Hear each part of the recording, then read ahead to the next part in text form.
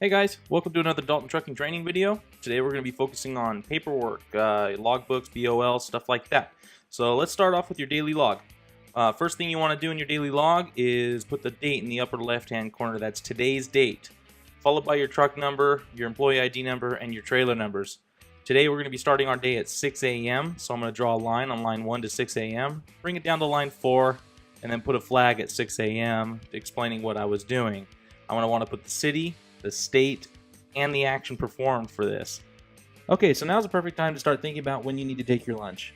Current law says that any driver must start and complete their lunch between their 4th and their 6th hour of starting work. So I'm going to place 2 bullets at the top of my page between the 10 o'clock hour and the 11:30 hour to remind myself the window at which I need to start my lunch. Alright, let's go back to line 4. I did my pre-trip for 15 minutes, brought myself back up to line 3 for driving. Arrived in Corona at 7 o'clock, so I went back down to line 4 to start loading in Corona. I'm going to draw a flag here at 7 o'clock, stating that I loaded in Corona, California. Now I do not have to put load or unload here. At this time, you want to put your driver daily number at the bottom left corner of your log. If you don't have a driver daily number, you can put your trailer number or your license plate number. Loading took 30 minutes, went back up to line 3, drove for 3 hours, and ended up in Mojave. In Mojave, withdraw my line to line 4, draw a flag, Mojave, California. Do not need to put unload here. Took me 30 minutes to unload. Hey look, I'm right in my window for my lunch. Good place to take my lunch. Go up to line number 1, put a description of what I'm doing, Mojave, California, lunch. I'm going to take a half-hour lunch, which is legally required by law. And then if I'm going to work 8 hours after this, I need to take a second lunch. So 8 hours from the completion of your first lunch, I'm going to make another bullet right there at 7:30. Just to remind myself, if I work after that, I need a second lunch, legally. Anyway, so we're going to drop back down to line 3. We're going to head home. It took me roughly 3 hours to get home. Now that I'm back in the yard, I will drop down to line 4 and complete my post-trip inspection and fuel my truck. Remember, only off-site fuel needs to be logged in your logbook. Since I am fueling in the yard, I can combine it as part of my pre- or post-trip inspection. After logging my post-trip, I'm going to go back up to line 1. Draw my line all the way to midnight, and then we're done. I need to calculate all of my time on line number 1, which equals 15.75 hours. You'll draw it just to the right of line 1. Remember, we do not need zeros as space savers here. I don't have any time in sleeper berth. I have 6.5 hours on line 3 and 1.75 hours on line 4. And this should always equal 24 hours if you add those up. So you put 24 down there. Next, I'm going to put my total miles that I drove today, which is 254. If I had a co-driver, I would minus the co-driver's miles and place my particular miles right there, 254, right underneath the date. Remember, all DOT inspections on the road must be logged on your logbook. DOT does check for these during bid inspections. Now we're going to show you how to complete an off-duty log. Same thing applies here. You're going to start with the date in the upper left-hand corner, followed by your employee ID number. And then a full complete line from midnight to midnight on line number 1 because we didn't work at all. Again, calculate the time, 24 hours. You can bring that down, 24 hours for the complete log.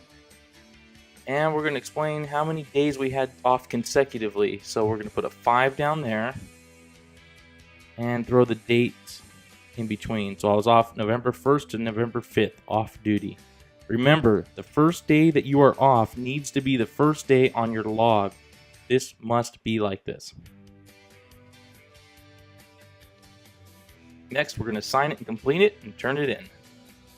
And that's how you complete an off-duty log.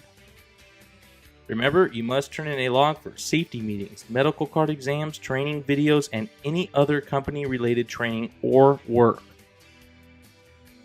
Next, we are going to fill out our driver daily form.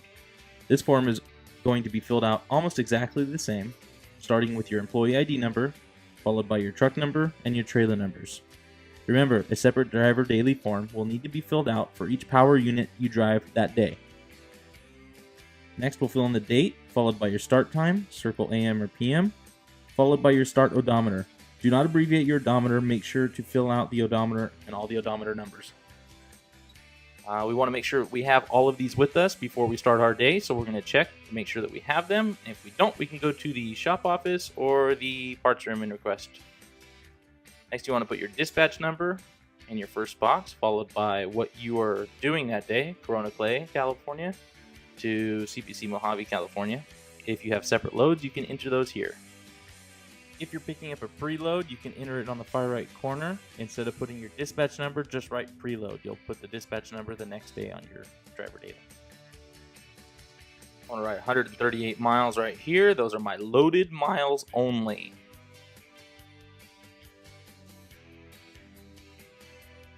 My ending miles, you can subtract your ending miles from your start miles and you end up with 254.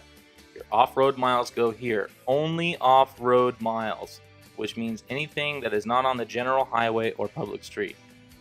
Minus your off-road miles from your total miles gives you 248.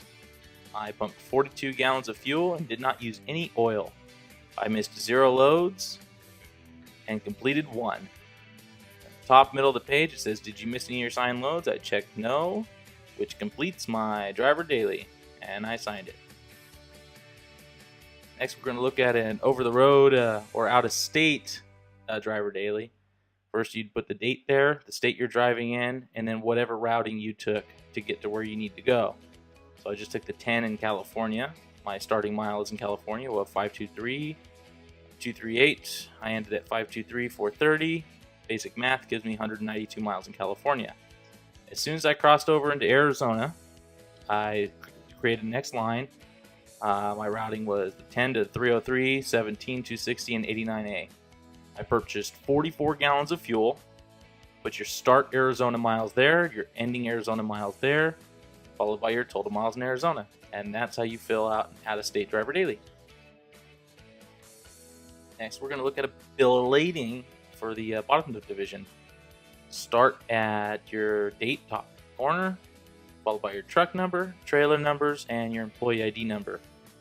Next, you want to fill out the consigner information, which is California Sulphur, Wilmington, California. Followed by your consigner, which is Metroports, Long Beach, California. We are driving double bottom dump, so check that there. Our commodity is sulfur. We arrived at 7 a.m. We got our first load, departed the loading facility at 7:32. Arrived at the dump facility at 7:47 and left at 8:13. That gives me 58 minutes of standby time. Our next load, as you can see, fill it out just the same.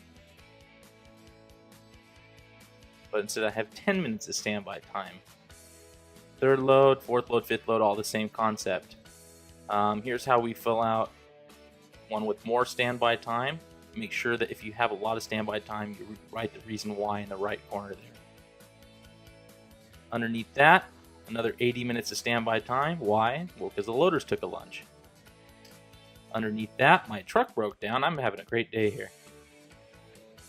Start when the truck broke down and end of the shift and the reason why truck broke down. Now, it's very important that you write these reasons why so our billers can understand what to bill and what not to bill. Underneath that, you're going to write your start time, your end time, and how many hours you did, followed by Dalton Trucking, your date, and your signature. Here's a hand tag for our flatbed and heavy haul division. You're going to start off by putting your date and your job number, which you'll find on your dispatch sheet. The customer we're hauling for goes there. Your pickup location needs to be filled out here, and your deliver to location underneath that. Next, you're going to put how many pieces you are picking up, followed by the description of what you are picking up. Next, you're going to put the dimensions and the weight of what you're hauling down here. It is a company requirement to physically measure every single load, no matter what the paperwork says. It's extremely important now to fill this part out correctly. You're going to put the date out on the bottom, followed by the time that you left the yard, the time that you arrived at the pickup location, the time you got loaded at the pickup location, the time you arrived at the deliver to location, the time you got unloaded at the deliver to location, followed by the time you got back in the yard. Followed up by your truck number, your trailer number, and your name at the bottom. Alright, thanks everyone for watching. This completes the video. Remember to turn in your completed test to your dispatcher or HR.